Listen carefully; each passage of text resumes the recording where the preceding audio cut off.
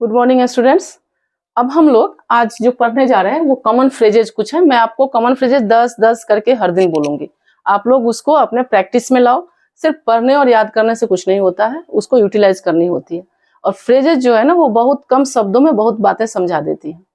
तो हम लोग एक ये बहुत इंटरेस्टिंग भी हो जाता है राइटिंग स्किल्स, या फिर हमारा जो कॉमन बातचीत होती है उसमें अगर हम फ्रेजेज इडियम्स का इस्तेमाल करते हैं तो हमारा काफी अट्रैक्टिव हमारा स्टेटमेंट हो जाता है। तो हम लोग कुछ 10 बस कॉमन जो है, जैसे a dark horse, unexpected honour.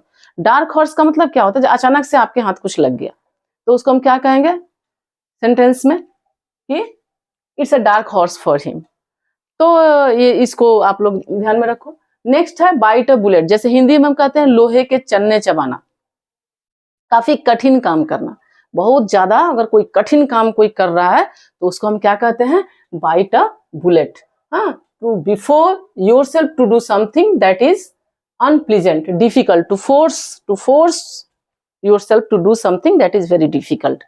जैसे लोहे के चन्ने चबाना यानी कठिन काम करना, तो इसको हम क्या कहते हैं? Bite a bullet. ओके, तो to get very good success in your examination you have to bite a bullet। Next है ब्रेक अ लेग।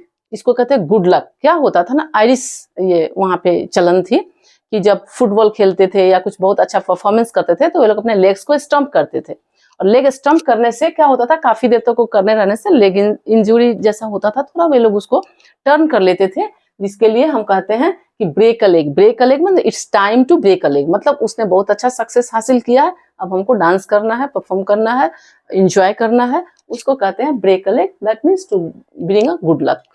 ठीक है, तो चौथे में हम लोग आते हैं make a mountain out of a molehill. आप लोगों ने सुना होगा राई को पर्वत बनाना। एक कहावत होती है हिंदी में, राई को पर्वत बनाना, यानी छोटी सी चीज को बहुत बड़ा करके दिखाना। इसको हम क्या कहते हैं? Make a mountain out of a molehill. ठीक है, तो इसको to exaggerate a minor difficulty, छोटी सी चीज को बढ़ा के बोलना, उसको क्या कहते हैं बच्चों? उसको कहते हैं make a mountain out of a molehill, यानी राई को पर्वत बनाना। नेक्स्ट है किल 2 बर्ड्स विथ 1 स्टोन। आपको पता ही चल रहा है कि एक पत्थर से 2 चिड़िया को मारना, मतलब एक एक पंथ 2 काज। हम किसी एक काम को करते करते एक दूसरा काम भी कर ले रहे हैं, उसको हम क्या कहते हैं? To kill 2 birds with 1 stone, achieve 2 aims with 1 shot. एक प्रिपरेशन हम किसी चीज की कर रहे हैं, साथ में हमने दूसरा एग्जाम भी दिया और इस प्रिपरेशन से मेरा वो काम भी हो गया। तो इसको क्या कहेंगे बच्चों? याद कीजिए, क्या कहेंगे उसको? To kill 2 birds with 1 stone, यानी एक पंथ 2 काज। अब नेक्स्ट जो हम लोग का है वो क्या है? Move heaven and earth. इसको हम कहते हैं don't left any stone unturned, यानी जी जान से काम करना।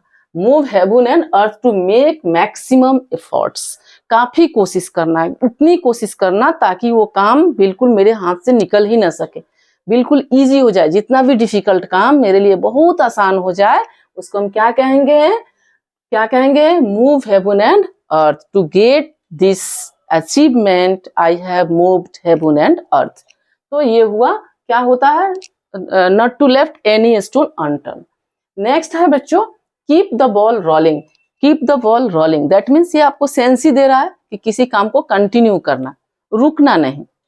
यस, जब मान लीजिए आपने बहुत कुछ कोशिश किए फिर भी आपको सफलता नहीं मिल रही है, आप उब चुके हो, आप छोड़ना चाहते हो, आपको समझाने वाले ने काउंसलिंग क्या किया? Keep the ball rolling, just let it go, करते रहो करते रहो, कभी ना कभी एक समय आएगा जब आप सब आपको देखते देखते वो सक्सेस, वो चीज आपको हासिल हो जाएगी, निराश मत हो। कीप द बॉल रोलिंग, तो keep the ball rolling that means to continue the work. ठीक है, नेक्स्ट में है be in my driving seat. That means कभी कभी क्या होता है ना, लोग कहते हैं ये तो इतना आसान था, तुमने तो बिगाड़ दिया, ये काम तो तुम ऐसे भी कर सकते थे। जिसके ऊपर रेस्पॉन्सिबिलिटी होती है वो समझता है कि वो काम को हैंडल करना कितना डिफिकल्ट है। जब बहुत सारे लोग मिलकर सजेशन देने लगते हैं तो हम लोग क्या कहते हैं? B in my driving seat, come and get the experience, बैठो यहाँ पे, देखो कैसे क्या हो रहा है। तो उसको क्या कहते हैं? To be in my driving seat, bear the responsibility. Responsibility जो जिसके ऊपर होती है उसको पता होता है कैसे क्या संभालना है, सजेशन देने वाले बहुत सारे मुफ्त में सजेशन देके चले जाते हैं। जब इस तरह की सजेशन कोई आपको देने लगे जो आपको इरिटेटिंग लग रहा हो, जो आपको अच्छा नहीं लग रहा हो, आप कह सकते हो कि be in my driving seat, come and take the experience. Okay, next है out of my league. The other person is superior, higher, out of my league, that means मेरे कैपेसिटी से ये चीज बाहर है, मैं इसको कर नहीं सकता। अगर आपको कोई कहे कि आप वहां जाओ, ये कर लो, वो कर लो, ये कर लो, आप क्या कहोगे? No, simply it's out of my league, मैं इसको कर नहीं सकता, ये मेरे एफर्ट, मेरे अचीवमेंट से बाहर की चीज है। तो क्या हुआ? Out of my league, that means the other person, the other work is superior, higher, which I can't accomplish. Next है last, blessings in disguise. Disguise का मतलब क्या होता है? छुपा हुआ, घूंघट में, और ब्लेसिंग्स माने कोई अच्छी चीज है। तो आपको कभी कभी क्या लगता है कि ये चीज जो है ना वो शायद इतने फायदे का नहीं है, ये चीज जो है ना शायद इतना अच्छा नहीं है, लेकिन जब आप उसको करने जाते हो आपको तब एहसास होता है कि it was a blessing in disguise. मुझे तो पता ही नहीं था कि मुझे ये करके ये मिल जाएगा। मुझे जब मैं पढ़ रहा था मुझे तो पता ही नहीं था कि इतने छोटी सी पढ़ाई से मैं यहाँ पहुंच जाऊंगा। It was a blessing in disguise. तो ये सारे बच्चे कुछ कॉमन फ्रेजेज हैं जो आप इसको अपने डेली यूज में ला सकते हो, और really really it's very interesting. अगर आप इसमें थोड़ा सा दिल लगाओगे आपको बहुत सारी बातें बहुत छोटे में समझाने में आसान हो जाएगी। तो ठीक है, नेक्स्ट वीडियो जब हम लोग फिर आते हैं, don't forget to like and subscribe. Thank you.